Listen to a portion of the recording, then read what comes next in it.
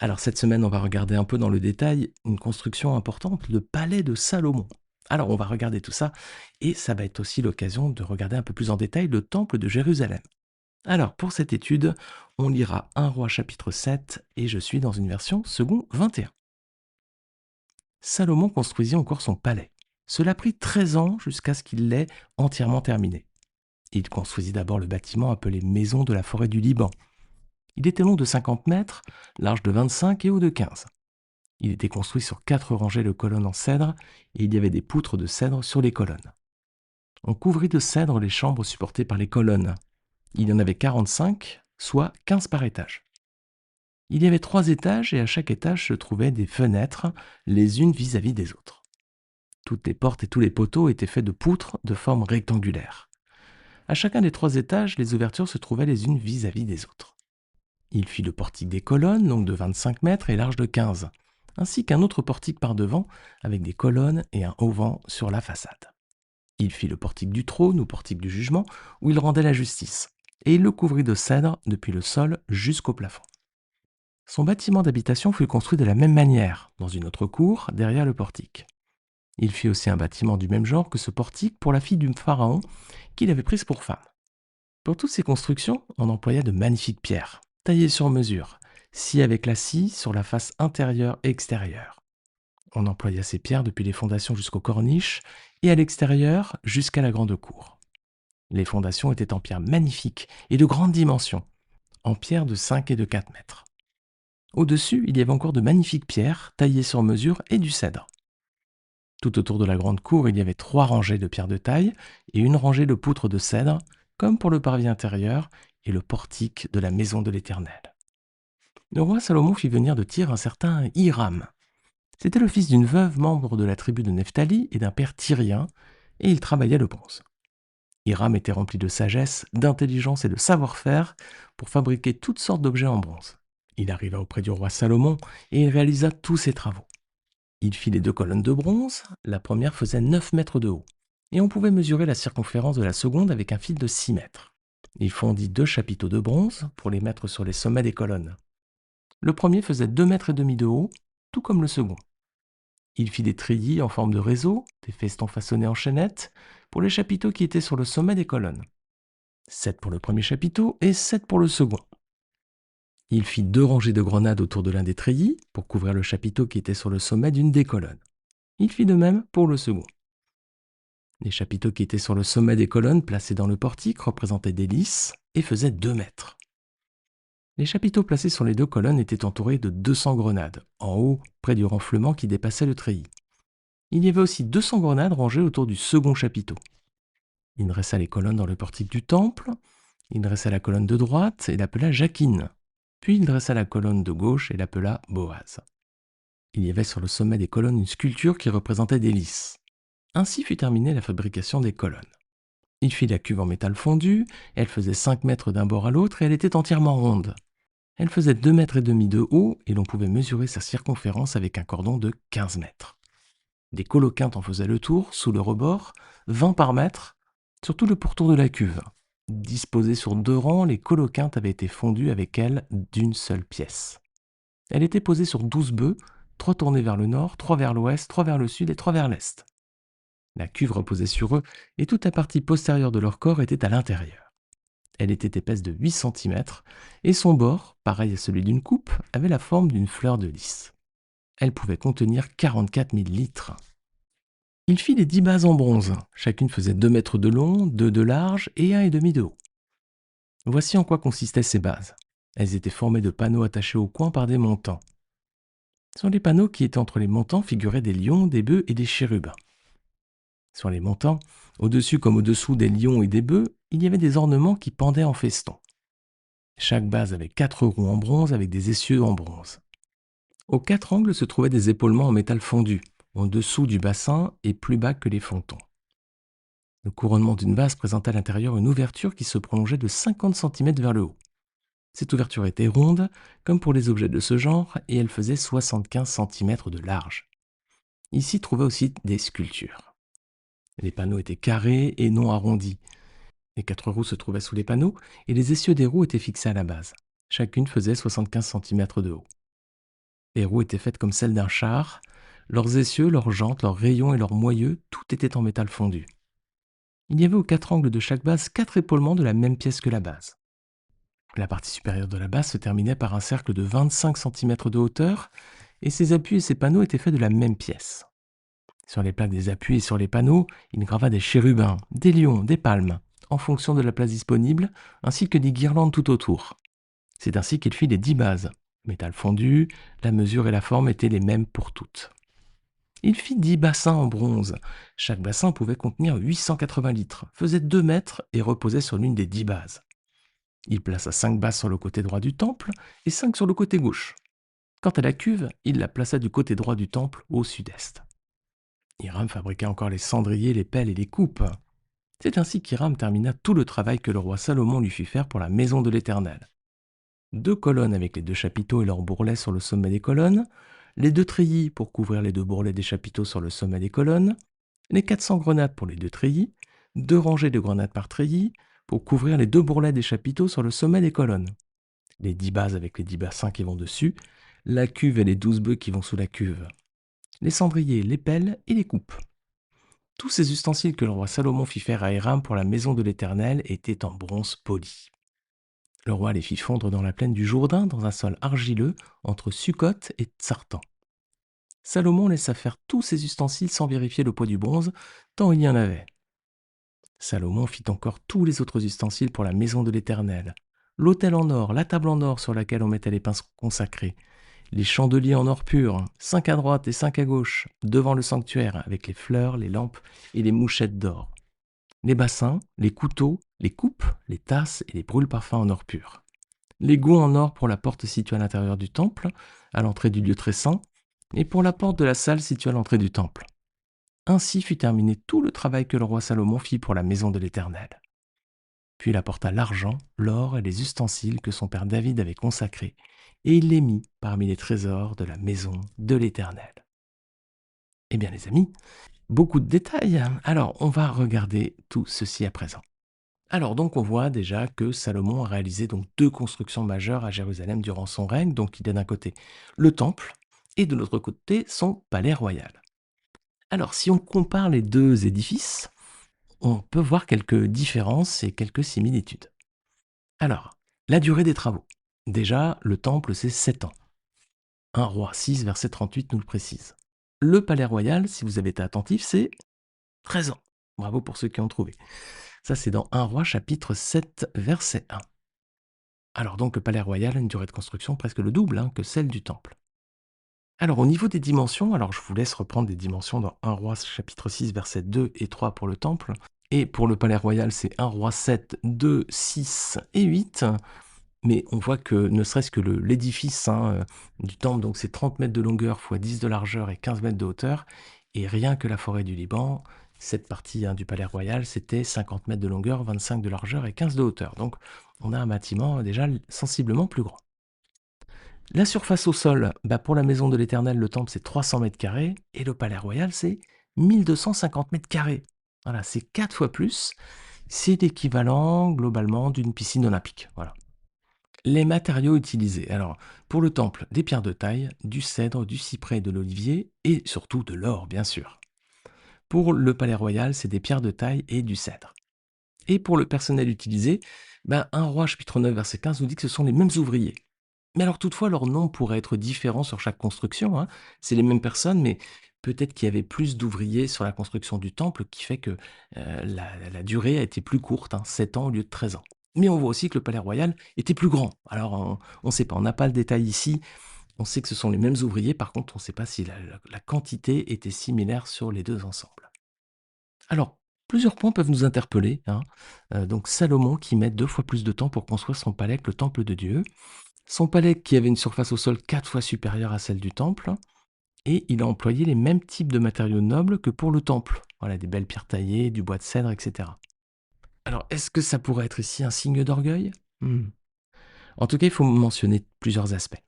Le temple, c'était l'édifice le plus richement décoré. Il y avait beaucoup de décorations à l'intérieur. Il était entièrement plaqué en or pur à l'intérieur. C'était pas le cas du palais royal.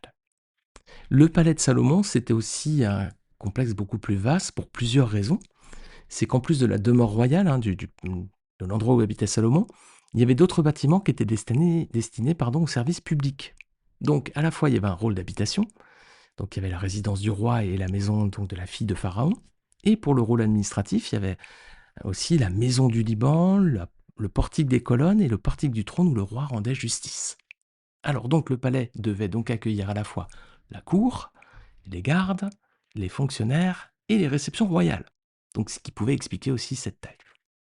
Autre point, Salomon a construit le temple avant sa propre maison. Donc il a placé l'Éternel en premier avant son propre confort. Et ça, c'est quand même un point très très très positif. Mais quand même, on peut être interpellé parce que le palais royal avait des dimensions 4 fois plus importantes que la maison où l'Éternel avait établi sa présence, et que David avait déjà bâti une maison pour le roi. C'était dans 2 Samuel chapitre 5 versets 11 à 12, on peut relire ce passage. Hiram, le roi de Tyr, envoya des messagers à David, ainsi que du bois de cèdre avec des charpentiers et des tailleurs de pierre, et lui construire une maison. David reconnut alors que l'Éternel l'affermissait comme roi sur Israël, et donnait du rayonnement à sa royauté à cause de son peuple Israël. Donc il y avait déjà une demeure royale, est-ce qu'elle suffisait pas à Salomon, hein? C'est un peu troublant de voir que le palais a l'air tellement plus grand et il était tellement plus long à construire. Alors bon, en tout cas, c'est à méditer, ne cherchons jamais à être plus grand que Dieu. Voilà, c'est ici la conclusion qu'on pourrait en tirer, parce qu'on n'a pas tous les détails pour savoir vraiment la disposition du cœur de Salomon, mais en tout cas, ne cherchons jamais, les amis, à être plus grand que Dieu. Alors, verset 13 à 14, donc le roi Salomon va faire venir un certain Hiram. Voilà. Qu'est-ce qu'on sait de lui? C'était le fils d'une veuve de la tribu de Nephtali et d'un père tyrien. Alors cet homme était rempli de sagesse et il était particulièrement habile pour travailler le bronze. Voilà, verset 14, on lit: Hiram était rempli de sagesse, d'intelligence et de savoir-faire pour fabriquer toutes sortes d'objets en bronze. Il arriva auprès du roi Salomon et il réalisa tous ses travaux. Alors c'est donc Hiram qui va réaliser tous les travaux donc, et les objets en bronze relatés dans les versets 15 à 47. Donc notamment les 2 colonnes avec les 2 chapiteaux, les 400 grenades, les 10 bassins, la cuve et les 10 bœufs qui vont sous la cuve, les cendriers, les pelles et les coupes. Alors si on regarde un petit peu plus en détail ces éléments qui étaient présents dans le temple, on retrouve d'un côté des plantes. On a des représentations de grenades, de lys, de coloquintes, de palmes, de fleurs. On a aussi des animaux, on a des représentations de lions, de bœufs, et puis on a donc les 2 chérubins aussi. Lorsqu'on avait étudié 1 Roi chapitre 6, on avait regardé un peu le détail sur les chérubins, et on s'était rappelé que selon Genèse 3, 24, voilà, il nous rappelait un peu ces chérubins qui agitaient donc une épée flamboyante pour garder le chemin de l'arbre de vie, une fois que Adam et Ève avaient été chassés du jardin d'Éden. Alors donc tous ces éléments nous rappellent d'une certaine façon la Genèse, le jardin d'Éden, les plantes, les animaux, les chérubins, voilà. C'était dans le jardin d'Éden, au début de l'humanité, que l'Éternel avait alors sa présence au milieu de ses créatures. Donc ici, le temple, c'est là où il établit sa présence au milieu de son peuple. Mais la relation entre Dieu et les hommes n'est pas encore pleinement restaurée, les amis. Dans le temple, il fallait encore des prêtres pour servir d'intermédiaire entre Dieu et ses créatures. Il fallait aussi encore des sacrifices pour expier les péchés des hommes. Alors la relation donc entre Dieu et sa création n'était pas encore pleinement restaurée, du moins entre Dieu et ses créatures. Et cette relation brisée, elle sera pleinement restaurée par le sacrifice de Jésus. Voilà, c'est Jésus qui a expié les fautes de tous les hommes par sa mort sur la croix. Et c'est lui qui sert d'intermédiaire à présent entre Dieu et les hommes. Regardez 1 Timothée 2, versets 5 à 6. En effet, il y a un seul Dieu, et il y a aussi un seul médiateur entre Dieu et les hommes, un homme, Jésus-Christ, qui s'est donné lui-même en rançon pour tous. Voilà, c'est Jésus qui a accompli tout ce que représentait le temple, et toute l'utilité du temple finalement se retrouve dans le sacrifice du Seigneur.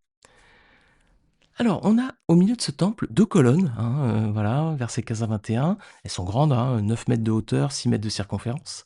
Et donc, Hiram va dresser ces colonnes dans le portique du temple, il va leur donner un nom.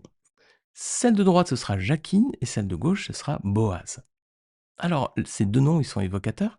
Jachin, ça veut dire « il a fermi », et Boaz, « en lui est la force ». Alors, Boaz, c'est aussi le nom de l'ancêtre de Salomon. Rappelez-vous, c'est cet homme qui s'était marié avec Ruth la Moabite lorsqu'elle était rentrée en Israël avec Naomi au temps des juges. Alors, Jachin, Boaz, il a fermi en lui est la force, 2 attributs qui montrent que le Seigneur est un surappui pour ceux qui se confient en lui. Jérémie 16, 19. Éternel, ma force et mon appui, mon refuge au jour de la détresse. Voilà. Belle image hein, du Seigneur et de ses attributs. Alors, si on regarde la liste des autres éléments, on va voir les ustensiles en or. Donc, versets 48 à 50, on avait vu que Hiram s'est occupé de la confection des éléments en bronze pour le temple, et donc à présent, Salomon va s'occuper des ustensiles en or. Donc, l'autel et la table sur laquelle on mettait les pains consacrés, verset 48. Les 10 chandeliers devant le sanctuaire avec les fleurs, les lampes et les mouchettes d'or, verset 49. Et verset 50, on a les bassins, les couteaux, les coupes, les tasses, les brûle-parfums, les gonds pour la porte située à l'intérieur du temple, à l'intérieur du lieu très saint, et pour la porte de la salle située à l'entrée du temple. Les amis, même les gonds des portes étaient en or, c'était vraiment glorieux. Alors voilà, on arrive à présent verset 51, voilà maintenant la maison de l'Éternel est terminée, Salomon va apporter l'argent, l'or et les ustensiles que son père David avait consacrés, et il va les placer parmi les trésors de la maison de l'Éternel. Alors oui, effectivement, David avait tout préparé pour son fils Salomon, hein. Vous pouvez relire dans 1 Chronique 28, versets 11 à 21, et c'est au profit de Salomon à présent. Et c'est une belle analogie pour représenter la relation entre Dieu le Père et son fils Jésus, hein. Regardez Jean 3, 35. Le Père aime le Fils et a tout remis entre ses mains. Voilà, c'est l'image aussi qu'on a entre David et Salomon ici. David aimait Salomon et il avait tout remis aussi entre ses mains. Il avait tout préparé pour lui, pour la construction du temple, et il lui a remis la royauté. C'est une belle, belle, belle image aussi de la relation entre le Père, le Fils, et le lien donc qui les unit est représenté ici, imagé à travers David et Salomon. Alors ça ne s'arrête pas là au niveau des analogies, parce que il y a aussi plusieurs leçons à retenir pour nous chrétiens dans ce texte, et notamment on va s'appuyer sur une autre image. Alors, on voit que Salomon a construit plusieurs édifices majeurs.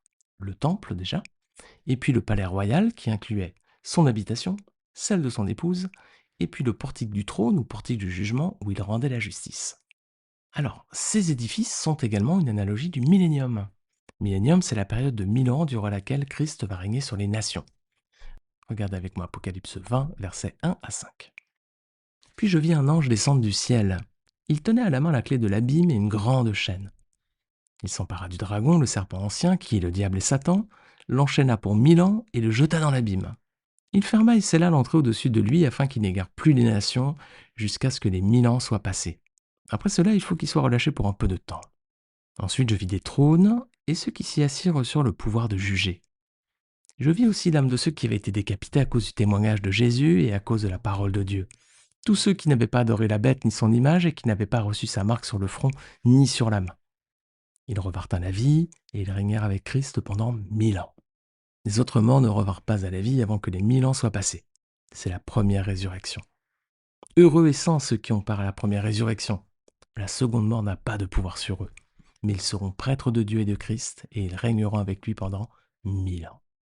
Voilà, ça c'est la période du millénium. Alors, les édifices qu'on vient de lister sont un symbole de cette période exceptionnelle à venir. Déjà, on voit dans ce texte Apocalypse que, durant le millénium, le Père seul sera adoré. Alors ça, c'est l'image du temple de Dieu, hein. C'est là où Israël va pouvoir adorer son Dieu. Ensuite, durant le millénium, le Christ sera le roi sur toute la terre. Et là, c'est l'image de la maison d'habitation de Salomon. C'est le roi d'Israël, celui qui règne sur le peuple. On a ensuite la maison de la fille de Pharaon. Et pendant le millénium, l'épouse sera aussi aux côtés du Seigneur. Et l'épouse, c'est l'Église. Apocalypse 19, versets 5 à 9. Et enfin, durant le millénium, Christ sera juge sur toutes les nations. Et là, c'est l'image du portique du trône ou portique du jugement, qui est le lieu où le roi rendait la justice. Et effectivement, durant le millénium, ce sera donc une période qui se démarquera par ce moment particulier de paix et de bénédiction. Regardez avec moi Michée, chapitre 4, versets 1 à 5. Il arrivera dans l'avenir que la montagne de la maison de l'Éternel sera fondée au sommet des montagnes. Elle s'élèvera au-dessus des collines et des peuples y afflueront. Des nations s'y rendront en foule et diront « Venez, montons à la montagne de l'Éternel, à la maison du Dieu de Jacob. Il nous enseignera ses voies et nous marcherons dans ses sentiers. » En effet, c'est de Sion que sortira la loi, et de Jérusalem la parole de l'Éternel. Il sera le juge d'un grand nombre de peuples, l'arbitre de nations puissantes, lointaines. Celles-ci mettront en pièces leurs épées pour en faire des socs de charrues et leurs lances pour en faire des serpes. Aucune nation ne prendra plus les armes contre une autre et l'on n'apprendra plus à faire la guerre. Ils habiteront chacun au milieu de ses vignes et de ses figuiers. Il n'y aura personne pour les troubler. car la bouche de l'Éternel, le Maître de l'univers, a parlé. Tous les peuples marchent, chacun au nom de son Dieu, mais nous marcherons au nom de l'Éternel, notre Dieu, pour toujours et à perpétuité. Alors donc ici dans ce chapitre, on a un ensemble de plusieurs édifices, le temple, la maison d'habitation de Salomon, la maison d'habitation de l'épouse et l'endroit où exercer la justice. Et on voit qu'il symbolise finalement la période du millénium à venir, là où Dieu seul sera adoré et où Christ régnera avec les siens sur toutes les nations.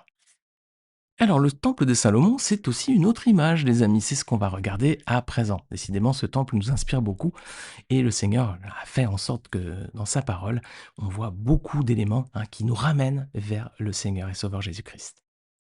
Salomon, il a mis 7 ans pour construire le temple. Ce temple va être détruit. Salomon va mettre 46 ans à le rebâtir. On va le voir dans un petit instant. Donc vous imaginez la prouesse technique déjà à cette époque pour bâtir cet édifice. Donc cet édifice est glorieux, majestueux, et il symbolise donc le corps de Christ.